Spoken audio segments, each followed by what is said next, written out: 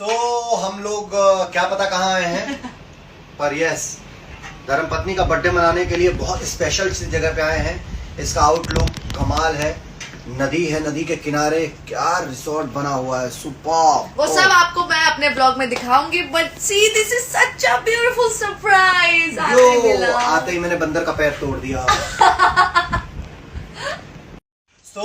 हम लोग क्या पता कहाँ आए हैं, पर यस, धर्मपत्नी का बर्थडे मनाने के लिए बहुत स्पेशल सी जगह पे आए हैं। इसका आउटलुक कमाल है, नदी है, नदी के किनारे क्या रिसोर्ट बना हुआ है, सुपर। वो सब आपको मैं अपने ब्लॉग में दिखाऊंगी, but see this is such a beautiful surprise. आते ही मैंने बंदर का पैर तोड़ दिया।